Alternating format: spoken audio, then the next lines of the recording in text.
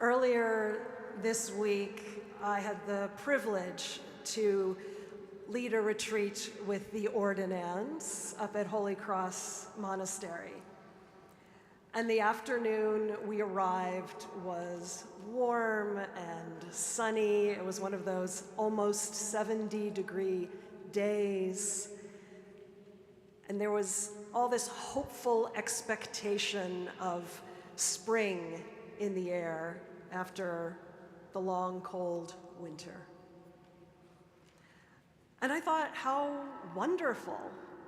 There's this fantastic synchronicity with the shift that is also happening for Brian and Linda and Joris and Booker and Ju Young, Danilee and Harlow.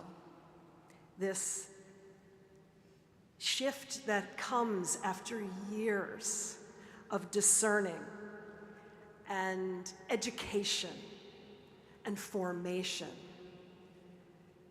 After going through a whole range of struggles and achievements, after seeking and, I trust, finding support from peers and friends and family, after all of these experiences, the day of ordination to the Transitional Diaconate is finally here. And it comes with all that hopeful expectation and a few anxieties. I imagine that those very first deacons felt very much the same way as you feel right now. Our deacons-to-be chose our scriptures for today very deliberately, including the reading from Acts of the Apostles, when 7 disciples were raised up into what became known as diaconal ministry. At the time, Jesus' followers had been distributing food to the needy, but the 12 apostles had been so busy preaching the gospel that they hadn't noticed that quite a number of widows were missing out on the food. They were going hungry. So the whole community gathered together to appoint people to the task of literally feeding those who were hungry. They looked for people of good standing, full of the Spirit and of wisdom, people who could carry on the servant leadership that Jesus himself had embodied. As Jesus taught from our passage from Luke, a leader must be one who serves. And so, 7. What an auspicious number, 7. 7 of the disciples were chosen to be set apart in this new way. The apostles consecrated by praying over them, laying their hands on them, and then these new deacons had to figure out exactly what they should do to carry out their call. They had to discern what it meant to serve others, particularly those living in poverty, those who were suffering from weakness and illness, those who were lonely, living on the margins. It must have been quite a challenge. Remember, the new deacons and apostles and disciples, they were all still trying to adjust to a world in which Jesus has already gone to his death and resurrection and then ascended. And they were still living under the Roman Empire. They were still in that oppressive society where the most vulnerable were scrambling every day just to survive. The society where the wealthy, who collaborated with the corrupt power of the state, they just continued to enrich themselves. There were enormous challenges, but also opportunities for ministry. So now, our new deacons-to-be, you too are going to continue to figure out how to serve as well in a society that tragically is not as dissimilar from the first century as we would like. So how is God calling each of you to minister in such a time as this? When we are still feeling the ramifications of the pandemic, when we are in the midst of the dismantling of norms and institutions that we have grown up with, that we had come to rely on, when political polarization has hit fever pitch, when more and more people are living in fear. Fear for their livelihoods, fear for their safety, fear for their very survival. In such a profoundly disordered world, there is so very much we can do to serve others that it might be hard to know exactly what to do first. Well, clearly, the ancient deacons and other Christians did discern their call 2,000 years ago, and they developed forms of communal life and worship and service to others, all of which would embody what Jesus had taught them. And as church history rolled forward over the centuries, there were other big turning points as well. Times when the church needed to figure out new ways of being community and serving others in response to upheavals and pressures from the outside world and sometimes from the inside. The 6th century, for example, it saw the continuing messy decline of the Roman Empire as it descended into the Dark Ages. But Gregory the Great presided over a movement to monasticism that would preserve the core of ancient Christianity and provide a stable base for new and more innovative leadership in the church. If we jump ahead about 500 years, that brings us to the Great Schism and the divide between the Eastern and Western churches. Rome and Constantinople excommunicated each other over religious differences, but those religious differences grew out of and also affected huge political, economic, and societal differences that were developing between East and West. Closer to our modern times, we might think about the Reformation and that enormous split between Protestant and Roman Catholic Christianity.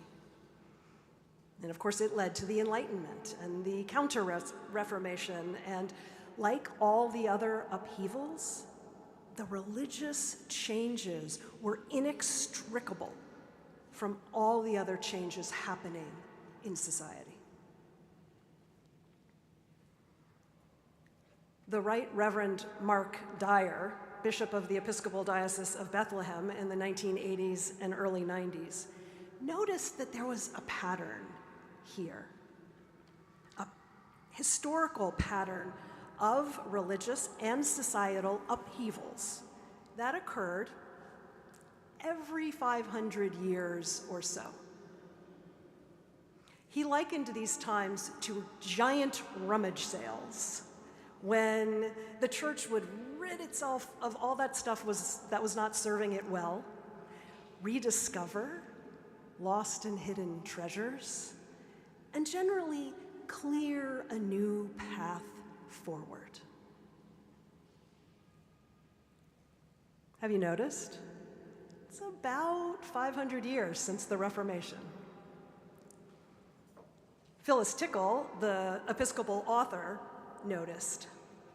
And so she took this idea and ran with it in a book she titled The Great Emergence: How Christianity is Changing and Why.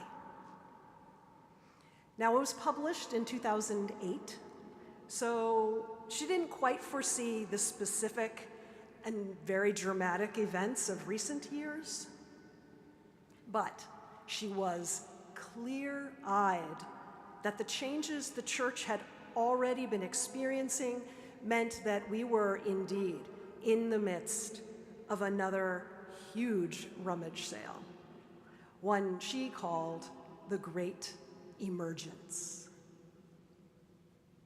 And just like in the past, the changes in religion are intertwined with enormous political and economic and cultural changes and upheavals. If the pattern holds, then, we might be wise to take the lessons from previous rummage sales to learn more about what to expect for the church in our day.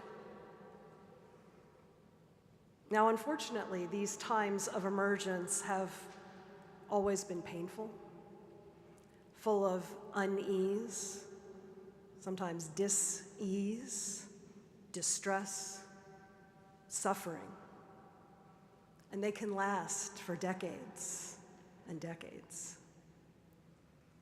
Yet, Tickle wrote, in every case, a new and more vital form of Christianity emerged, a form more able to follow the gospel values that Jesus taught, the values of justice and compassion and mercy, forgiveness and peace, and a form that more fully values servant leadership, with the knowledge that in serving the helpless, we serve Christ himself. For me, it's comforting to set our times in this context of other periods of unprecedented change.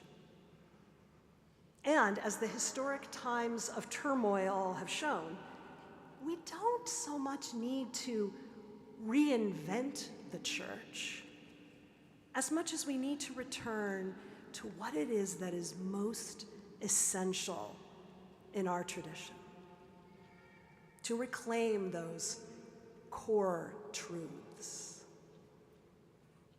And deacons, especially, model those truths for the whole church as they serve the poor and the weak and the sick and the lonely,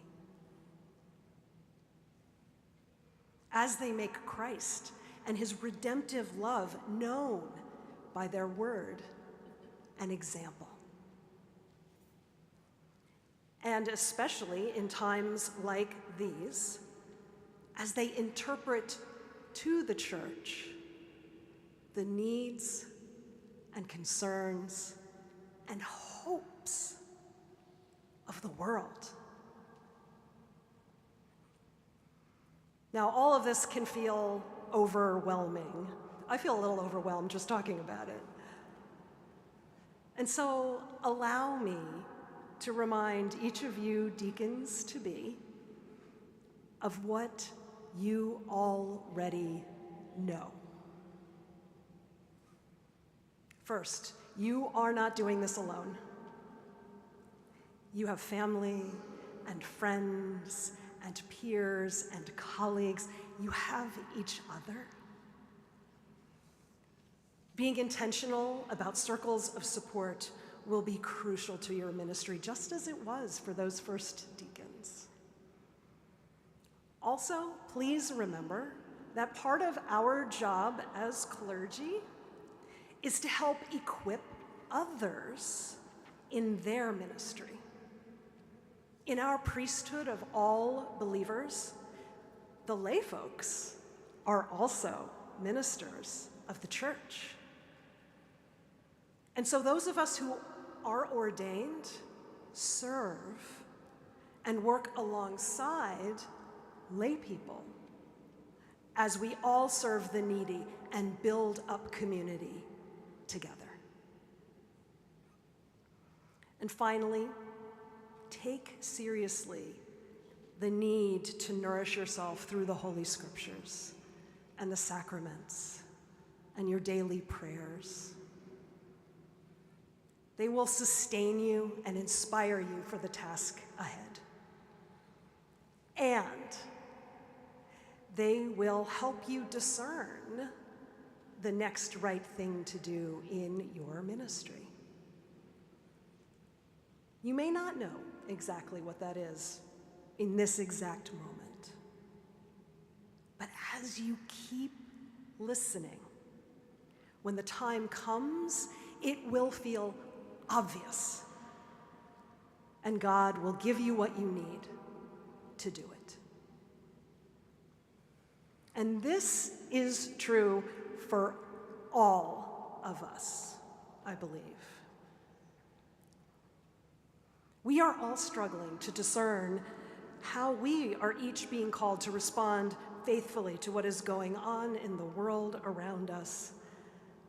And as we worship and pray and serve and listen, we will get more and more clarity on God's call for each one of us. And the deacons in our lives will particularly inspire and encourage us. As alarming as many events in our country and world are right now, we are each being given a remarkable opportunity. An opportunity to grow and transform into Christian communities that support each other more lovingly, that worship God more reverently, and that serve our neighbors more faithfully. If the pattern holds, our current time of great emergence will result in a church that is more universal and inclusive than ever before. And if we can respond skillfully to our current time of upheaval, our communities can show others the way. With God's help, we can become models of how to gracefully work for changes that result in the just, compassionate, and peaceful world that God so fervently wants for us. And so, may God bless our transitional deacons as they help lead the way. Amen.